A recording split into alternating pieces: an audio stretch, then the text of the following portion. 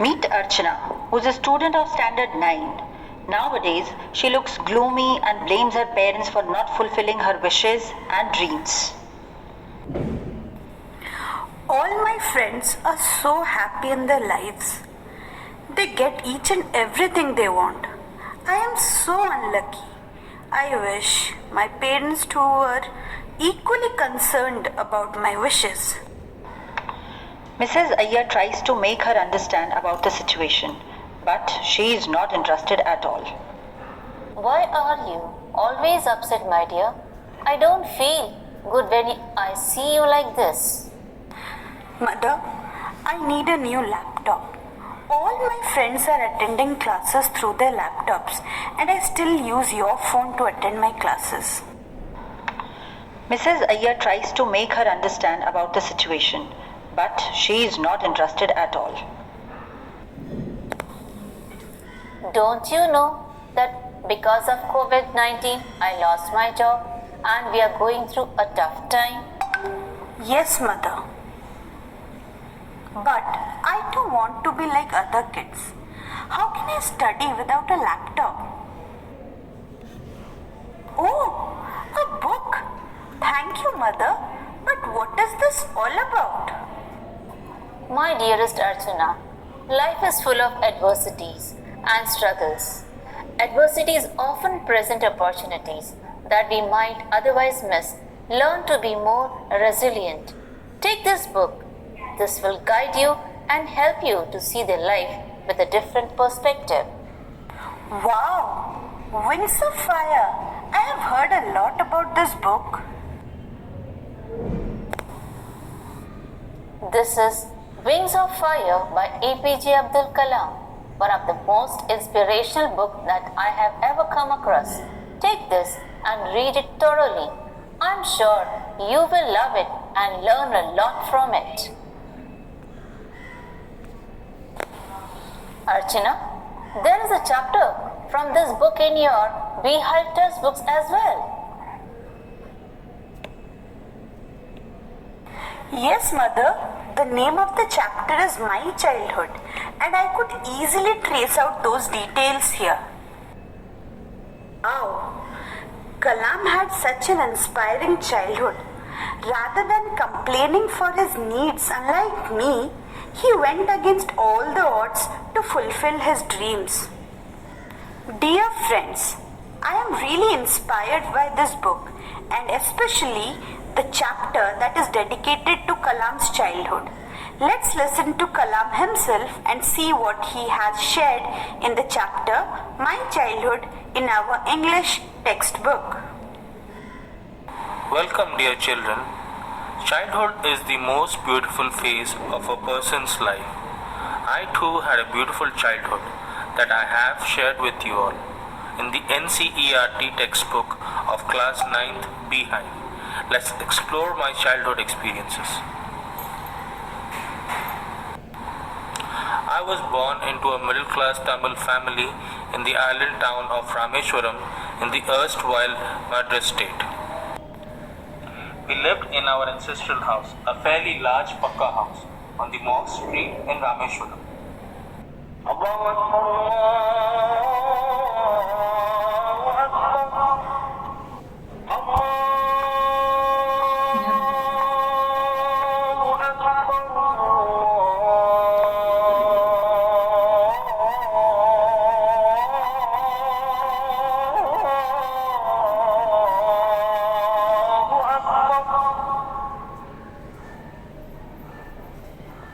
أشهد أن لا إله إلا الله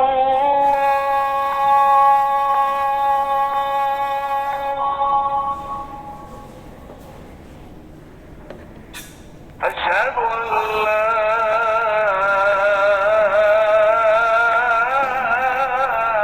إله إلا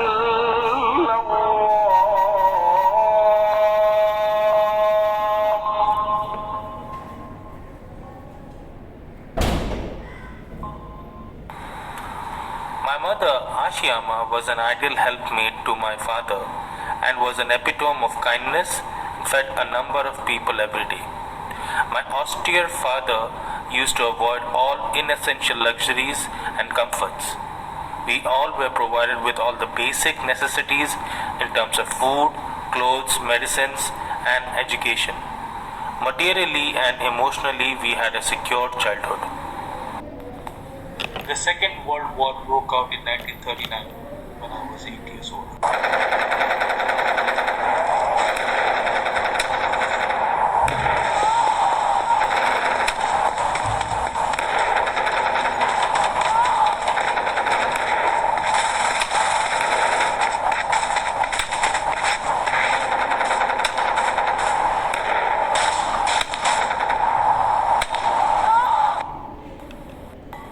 There was a sudden surge in the demand for tamarind seeds. I used to collect them and sell them in the provision store on the Mock Street. I have collected these many seeds. What would I get for this? 1 anna. Great. Here is your money. Take it. My brother-in-law, Jalaluddin, would tell me stories about the war. Do you know, Abdul? Indians are forced to join the light forces.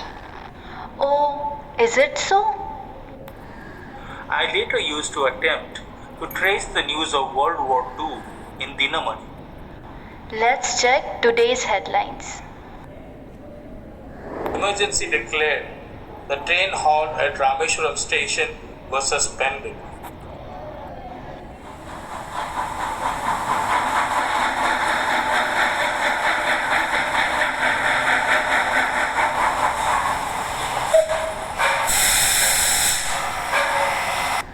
Why didn't the train stop here? Oh, don't you know the train services have been suspended for the station due to the emergency? God knows when it will resume. The train suspension at Rameshwaram forced my cousin Samsuddin, who distributed newspaper at Rameshwaram, to look for a helping hand to catch the bundles. He asked for my help and I readily agreed. I need your help in collecting the bundles of newspaper and distributing them in the city. Yes, brother, I will surely do it. You will be paid for your work. That will be of great help. Samsuddin used to throw the newspaper bundles from the moving train. Abdul, catch it! I used to distribute newspapers in the Rameshwaram city. Thank you, Abdul. Here is the reward for your help. My first wage. Half a century later, I can still feel the surge of pride of earning my first wages. Every child is born with some inherited characteristic and absorbs some from his or her socio-economic and emotional environment and trained in certain ways by figures of authority. I inherited honesty and self-discipline from my father and faith in goodness and deep kindness from my mother. My dear children, remember one thing. Always follow the path of truth, and no legacy is as rich as honesty. Surely, Father. I promise you that I will always follow the path of truth and honesty. I had three close friends in my childhood: Ramanatha Sastri, Arvindan, Siva Prakash. All my friends belonged to the Orthodox Hindu Brahmin families. As children, none of us had religious differences. Ramanatha Sastri was the son of Pakshi Lakshmana Sastri, the high priest of the Rameshwaram temple. Om Namah Shivaya. Rama, observe carefully how the Abhishekam is performed. Later, Ramanath Sastri became the high priest of the Rameshwaram temple. Arvindan went into the business of arranging transport for pilgrims. Siva Prakashan became a catering contractor for the Southern Railways. During the annual Sri Sita Rama Kalyanam ceremony, our family used to arrange boats with a special platform for carrying idols of the Lord from the temple to the marriage site, situated in the middle of the pond called Rama Tirth. Hare Rama, Hare Krishna, Krishna Krishna, Hare Hare. The events from the Ramayana and the life of Prophet were the bedtime stories my mother and grandmother would tell us. Once there was a king Dashrath. He had 4 sons, Ram, Bharat, Lakshman and Shatrughan. When I was in the 5th standard at the Rameshwaram Elementary School, a new teacher came to our class. My attire was the identification of my religion, which was different than other students. I always sat with Ramanatha Sastri in the front row. The new teacher could not stomach a Hindu priest's son sitting with a Muslim boy. Abdul, you go and sit in the last row. Okay, sir. I was sad. The image of Ramanatha Sastri weeping when I was shifted to the last row left a lasting impression on me. Children, what makes you all look so sad? After the school, I shared the incident with my father. Father, today a new teacher came to our school and he asked me to sit in the last row. Okay, don't get disheartened, son. Ramanatha also shared the incident with his father. Father, today a new teacher came to our school and he asked Abdul to sit in the last row. Is it so? I'll talk to the teacher. Don't be upset. Lakshmana Sastri summoned the teacher. You should not spread poison of social inequality and communal intolerance in the minds of young, innocent children. Either you apologize or leave the school and the island. Lakshmana Sastri's strong conviction ultimately reformed the new teacher. I am sorry, sir. Abdul, forgive me for my behavior. Will not repeat it again. Next day, in the school, Abdul, go and sit with your friends in the first row. Thank you, sir. finally we all were happy. The small society of Rameshwaram was a very rigid in terms of the segregation of social group. However, some people like my science teacher, Siva Subramanya Iyer, though an orthodox Brahmin with a very conservative wife, was something of a rebel. He did his best to break social barriers. Please don't come close to me. I am and no worries. I don't believe in all these things. We all are equal. Ayyo, why are you touching him? Siva Subramanya Iyer used to spend hours with me and always motivated me to grow. Kalam, I want you to develop so that you are on par with highly educated people of the big cities. Sir, I will certainly live up to your expectations. One day he invited me to his home for a meal. His wife was horrified at the idea of inviting a Muslim boy in her ritually pure kitchen. How can you bring a Muslim boy to my kitchen? I can't serve him food. Okay, I will do it myself.